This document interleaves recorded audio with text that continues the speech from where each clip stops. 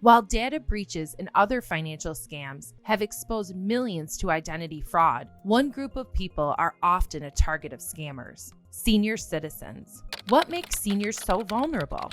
There are many reasons seniors are targeted by cyber criminals. Spending more time at medical offices and using government resources, two industries often targeted by cyber criminals. Aging and changes that occur, such as dementia, can directly impact the ability to make good decisions. Isolation, if widowed or less mobile due to health reasons. Certain situations can affect emotions, fear of arrest by the IRS, or attention from someone they met online.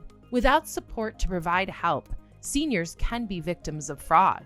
How are seniors being targeted?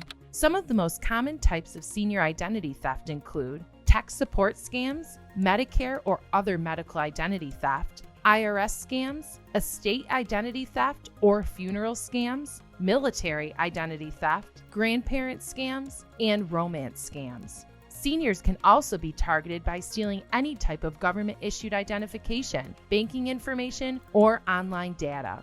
Scammers can even target you through text message or SMS phishing. Deceptive text messages lure consumers into providing personal or financial information, often impersonating a government agency, bank or credit union, or other companies. How to protect. Staying aware can help older adults avoid becoming victims of identity theft. To better protect yourself or your loved ones, add contact information of family members, close friends, health providers, or anyone who might regularly call. This will help you know you're receiving a legitimate call. If you don't recognize a phone number, let it go to voicemail. Scammers rarely leave messages. Don't be afraid to hang up. If you do answer the phone, it's safe to hang up if a stranger asks for personal or financial information. Remember that government agencies send letters about important information. They don't call or send email or text messages. Check your financial records, credit card statements, and bank accounts regularly to make sure there aren't any suspicious charges. Don't carry your social security number. Only carry your Medicare card and other medical cards when you need it. Keep your checks in a safe location if you have at-home care and service. You should have your checks direct deposited into your account. This reduces the risks of the checks and other vulnerable information getting into thieves' hands. Always ask for help. You should get another opinion